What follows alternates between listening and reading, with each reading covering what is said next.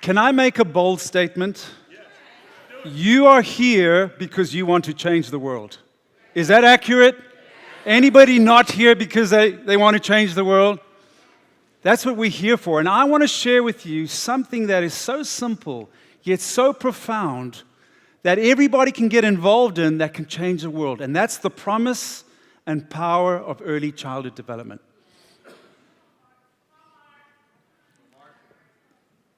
There we go. Now, sometimes we come across something or someone that just surprises us or shocks us, like this flower growing out of barren rock. And you think, how did that happen? How can something living in adversity actually bloom against all the odds, right? You look at this and you wonder. And I want to tell you a story about a flower that I found in a community. Whoops. And her name is Lerato. She's 22 years old, and this is her home. A small shack made of corrugated iron and wood in a shanty town, in a slum. 65,000 people living in shacks just like her. How do flowers bloom in these places? How do children survive, even thrive in places like this? No water, no electricity, no drainage. When you walk in places like this, what you smell is that raw sewage coming down the streets. And you know, what's amazing is this isn't unique to her. 1 in 5 people in South Africa living in the cities are living in shacks. And half the population, that's over 30 million people, are living in poverty. And you know what the most common face of poverty that we see is? It's a single mom, unemployed, with young children. That's what we see every day, just like Lerato. And this isn't just about South Africa. Half of the children on our continent and 1 in 5 children around the world are living in extreme poverty. As we speak today, 250 million children under the age of 5 are not going to reach their full potential. They're going to be robbed by poverty of the very things that they need to make sure that they bloom and they flourish. A lack of nurturing, a lack of good nutrition, abuse, neglect, HIV/AIDS, all these things working against these children, robbing them of a better future. And this is the reality. Lerato, she has fond memories of her mom when she was a little girl, the times they spent together, playing, reading, going out, amazing. But entangled in those memories are memories of a very abusive father that used to beat her mother regularly, to the point where they had to flee the house because it got so bad. And guess what? Dad found them, shot the mother in the face and the leg, put her in hospital, and little Lerato at 5 years old was there to see that. Her side of the family found him and shot him dead in front of Lerato at 5. And the reality is, around the world, 1 in 5 women are assaulted by their partners. Around the world. Domestic violence is a reality, and this is having a profound impact on these little children, altering their development. You know, she recovered, the mom recovered from hospital, and they restarted their life together. But after a few years, it became evident that something was wrong with mom. Mom was getting sick, and getting sick often. And at the age of 10, Lerato had to drop out of school to take care of her mother, washing her, cleaning up after her, taking her to hospital alone. Alone. And the diagnosis? AIDS. That year, her mother died. And so, little Lerato went to live with Granny and spent several years there. And then grandmother said, I can't do this anymore, and sent her back to Zandspruit, that squatter town that you saw. And she stayed with her aunt until about 10th grade, and her aunt then kicked her out of the home, and she lived alone for 2 years. 2 years. And in 12th grade, she fell pregnant, and her world collapsed around her. Now she was pregnant. And she decided, that's it. I'm going to abort, and I'm going to kill myself. And that is when we found Lerato. Alone, pregnant, destitute, desperate, and ready to kill herself. This is Lerato and Ofense. And she adores this little boy. 18 months old, has great dreams and hopes for this child. But there are massive obstacles that they face, both in the past and in the present. What chance of a future is there for them? How can they blossom facing the odds? But there's hope. And I want to share about that hope quickly. Brain science has revealed something amazing, something incredible. That in the first few years of life, this is when the brain, a child's brain, develops at a lightning fast pace, incredibly quickly. It's amazing that by the age of 5, a child's brain has developed to 90% of its adult capacity by the age of 5 or 6. It's incredible to think that we are born with 100 billion neurons, and under the right conditions, we make trillions of connections over time. They say even up to 700 new connections a second under the right circumstances. When a child gets the right love and the right nurturing and the right nutrition, they thrive. But what happens when we deprive those children? Those connections are not made. In fact, they're pruned away. And that's what happens to these children. And you can see these connections over here. By age 2, you can see the density of these connections, and then what happens after that. A child's brain is like a sponge, experience hungry, stimulation hungry. And this is why children thrive, when parents love them and support them. You know, early childhood development has become such a priority that journals like The Lancet, a famous journal, did a whole series on it last year, stating how important it was, not only for children, but for nations, for the future of our nations. Because it's understood that when children thrive, nations thrive.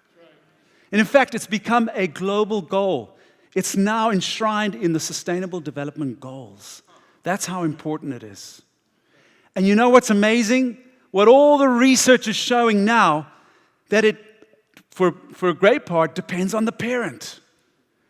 And that effective parenting programs can change the future, can level the playing field, can change the odds in favor of the child. So what happened to Lerato? She joined our parent support group. We've got a parent support group, curriculum-based, and she started learning all about herself and how her own self-esteem and her own confidence actually impacts what happens to that child's brain and its development, and how her need to deal with herself first. She learned about the power of positive parenting, about parenting styles and all sorts of things related to that. She learned about child development and the little things that she can do, like talking and reading and singing with her child, that stimulate the brain. Amazing. And she started applying this, and little Ofense started shining. And it was amazing. He started growing. And where is she today? Guess what she's doing? She's taking what she's learned, and she's teaching other people. She's changing the lives and future of other parents and other children. She's learned about forgiveness. She's learned about friendship. It's incredible. And this isn't just happening in Johannesburg. Thousands of Leratos are doing this all over the country.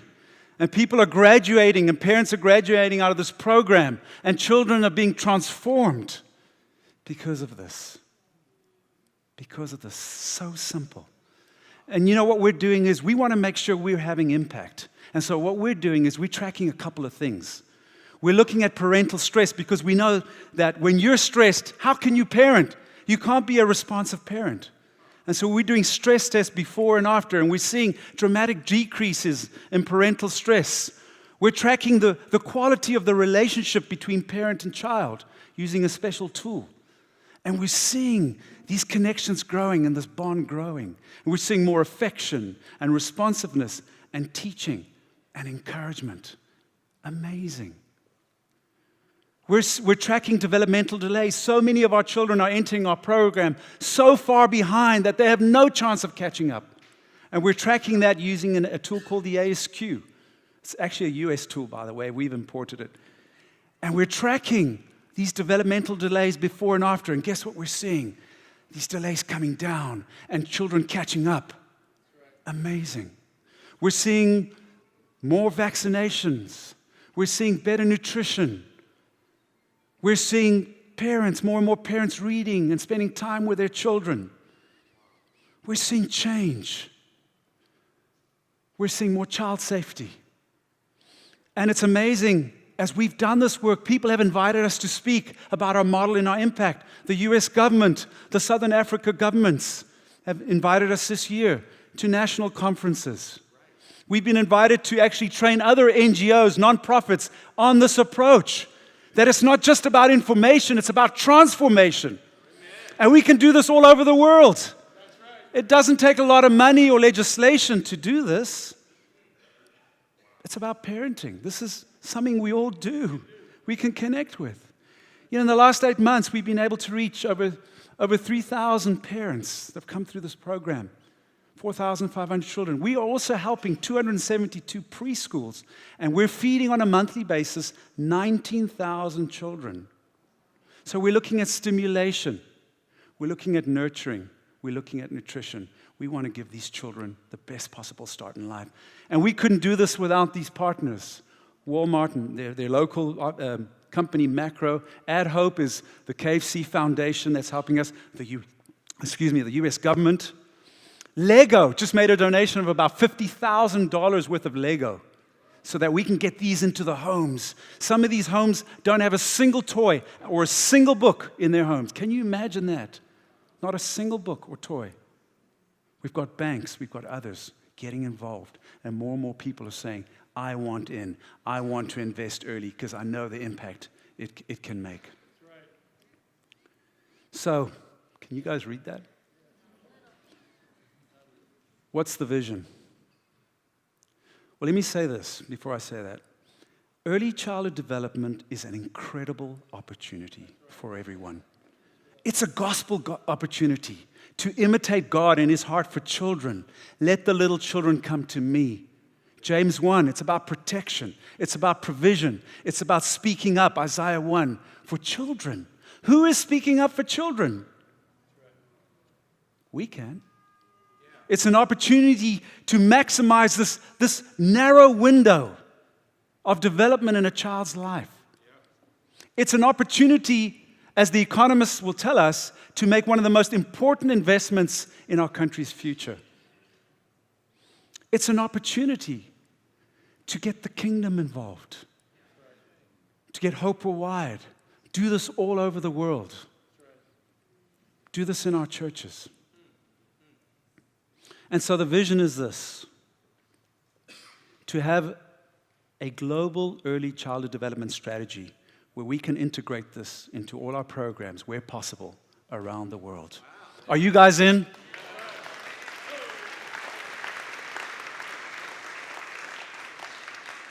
Does it take doctors and nurses to do this? No. Any of us can help. To mobilize the human and financial resources to coordinate all this and to help countries implement this program. We're even looking at developing an early childhood development curriculum that we can do in our churches with our parents, especially in those countries that really need the help.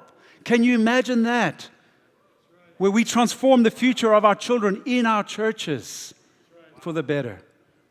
We want to partner with early childhood development experts and donors so we can scale this up.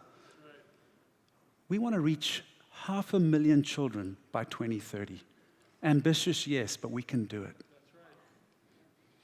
We have a unique opportunity to transform the future. We really do. And we can all get involved. By the way, Lerato's name means love. Ofense, her son's name, means victory. There are thousands of Leratos in my cities, in my towns, and your cities and towns that need love today. And if we do that and we invest in them, we can give victory to many offenses, thousands upon hundreds of thousands. I just want to end with this, that flowers can bloom in hard places. And I think early child development is one way where we can do that. Thank you so much.